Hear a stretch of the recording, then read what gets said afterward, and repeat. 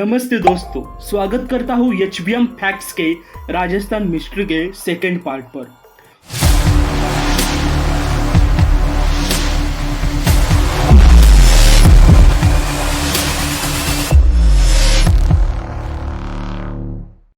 Part 1 पर मैंने भानगढ़ के किले का जिक्र किया था। अगर आपने अभी तक वो वीडियो नहीं देखा है तो जल्दी से जाकर देख लो। अगर आपने अभी तक इस चैनल को सब्सक्राइब नहीं किया है तो अभी के अभी सब्सक्राइब करो यार।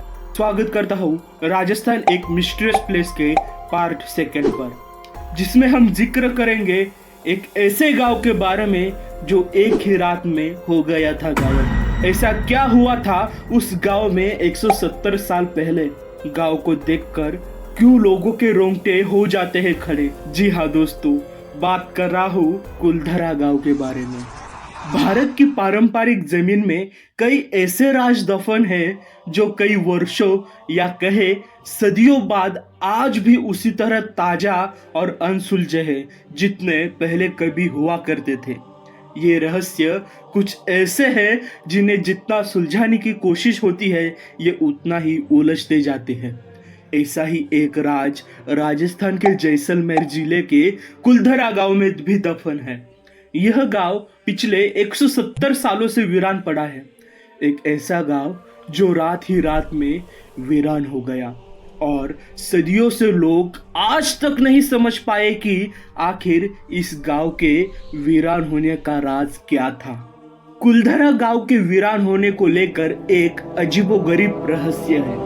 दरअसल कुलधरा की कहानी शुरू हुई थी आज से करीब 200 साल पहले, जब कुलधरा खंडहर नहीं था बल्कि आसपास के 84 गांव पालीवाल ब्राह्मणों से आबाद हुआ करते थे। लेकिन फिर जैसे कुलधरा को किसी की बुरी नजर लग गई। वो शख्स था रियासत का दीवान सालम सिंह। अय्याश दीवान सालम सिंह, जिसकी गंदी नजर गांव की एक खूबसूरत लड़की पर पड़ गई थी। दीवान उस लड़की के पीछे इस कदर पागल था कि बस किसी तरह से उसे पा लेना चाहता था। उसने इसके लिए ब्राह्मणों पर दबाव बनाना शुरू कर दिया।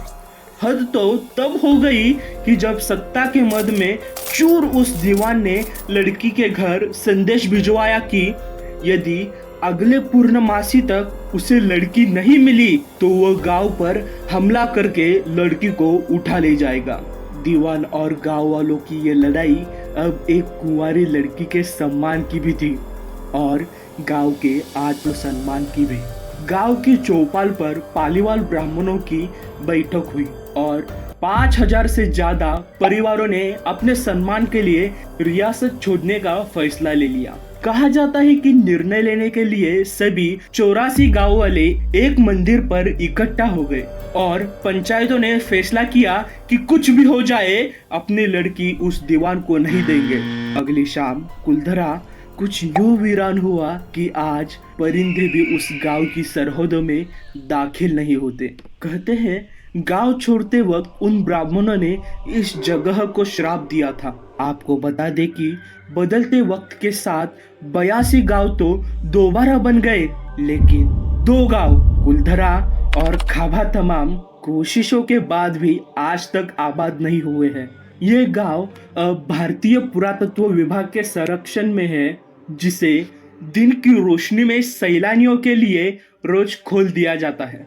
कहा जाता है कि यह गांव रूहानी ताकतों के कब्जे में है। मैं जिक्र करना चाहता हूँ कालो मूवी के बारे में। अगर आपने कालो मूवी देखी है तो फिर आपको कुछ ज्यादा बताने की जरूरत नहीं है, और अगर आपने ये मूवी नहीं देखी तो कोई बात नहीं यार, मैं बताऊंगा। कुलधरा के बर्बाद होने का कारण एक कालो नाम की चुड़ैल को माना जाता है। कहा जाता है कि इस चुड़ैल ने गांव में अपना आतंक फैला रखा था। यह चुड़ैल कुलभाटा के जवान लड़कियों को मारकर उसकी बलि चढ़ाती थी जिससे वो अमर हो जाए। इसी के कारण गांव वालों ने अपनी लड़कियों को घर से बाहर निकालने से मना कर दिया, और यह भी एक वजह हो सकती है कुलधरा गांव के वीरान होने की। टूरिस्ट प्लेस में बदल चुके कुलधरा गांव घूमने आने वालों के मुताबिक यहाँ रहने वाले पालीवाल ब्राह्मणों की आहट आज भी सुनाई देती है। उन्हें वह हर पल ऐसा अनुभव होता है कि कोई आसपास चल रहा है।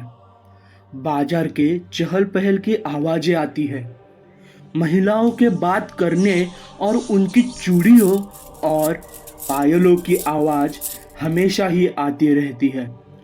प्रशासन ने इस गांव की सरहद पर एक फाटक बनवा दिया है, जिसके पार दिन में तो सैलानी घूमने आते रहते हैं, लेकिन रात में इस फाटक को पार करने की कोई हिम्मत नहीं करता है। कुलधरा गांव में एक मंदिर है जो आज भी श्राप से मुक्त है, ऐसा कहा जाता है। एक बावड़ी भी है जो उस दौर में पीने के पानी का जरिया था। एक खामोश गलियारे में उतरती कुछ सीढ़ियां भी है। कहते हैं शाम ढलने के बाद अक्सर यहाँ कुछ आवाजें सुनाई देती है। लोग मानते हैं कि वो आवाज 18वीं सदी का वो दर्द है जिनसे पालीवाल ब्राह्मण गुजरे थे। गांव के कुछ मकान हैं जहां रहस्यमय परछाई अक्सर नजरों के सामने आ जाती है। दिन की रोशनी में सब कुछ इतिहास की किसी कहानी जैसा लगता है, लेकिन शाम ढलते ही कुलधरा के दरवाजे बंद हो जाते हैं और दिखाई देता है रूहानी ताकतों का एक रहस्यमय संसार। लोग कहते हैं कि रात के वक्त यहाँ जो भी आया वो हादसे की शिकार हो गया। मई 2013 में दिल्ली से भूत प्रेत व आत्माओं पर रिसर्च करने वाली पैरानॉर्मल सोसाइटी की टीम ने कुलधरा गांव में रात बिताई। आपने कई सारी यूट्यूब वीडियो भी देखे हैं कुलधरा विलेज में रात बिताई हुए। एक वीडियो में आपको सजेस्ट करूंगा एक्सप्लोरिंग इंडिया चैनल का। टीम ने माना कि यहाँ कुछ न कुछ असामान्य जरूर है। शाम के वक्त उनका ड्रोन कैमरा आसमान से गांव की तस्वीरें ले रहा था, लेकिन उस बावड़ी के ऊपर आते ही वो कैमरा हवा में गोते लगाता हुआ जमीन पर आ गिरा, जैसे कोई था जिसे वो कैमरा मंजूर ना हो। यह सच है कि कुलधरा से हजारों परिवारों का पलायन हुआ। यह भी सच है कि कुलधरा में आज भी राजस्थानी संस्कृति की झलक मिलती है। 4 मई 2013 की रात्रि में जो टीम कुलधरा गई थी, उनकी गाड़ियों पर बच्चों के हाथ के निशान मिले, ऐसा वो टीम कहती है। टीम के सदस्य जब कुलधरा गांव में घूमकर वापस लौटे तो उनकी गाड़ियों के कांच पर बच्चों के पंजे के निशान भी दिखाई दिए। लेकिन कुछ लोग ऐसा भी बोलते हैं कि कुलधरा में भूत और आत्माओं की कहानियां सिर्फ एक वहम है। इतिहासकारों के मुताबिक पालीवाल ब्राह्मणों ने अपनी संपत्ति, जिसमें भारी मात्रा में सोना चांदी और हीरे जवाहरात थे, उसे जमीन के अंदर दबा रखा था। यही वजह है कि जो कोई भी यहाँ आता है वह जगह जगह खुदाई करने लग जाता है, इस उम्मीद से कि शायद वह सोना उनके हाथ लग जाए। यह गांव आज भी जगह जगह से खुदा हुआ मिलता है। अगर आपने इस चैनल को सब्सक्राइब नहीं किया तो जल्दी से जल्दी सब्सक्राइब करें और इस वीडियो को लाइक करें और चैनल को शेयर करें। आपको ये वीडियो कैसा लगा ये आप ज़रूर कमेंट करके बताइए। तो एक ही बोलूँगा, यहाँ तक वीडियो देखने के लिए आप सभी का शुक्रिया, धन्यवाद।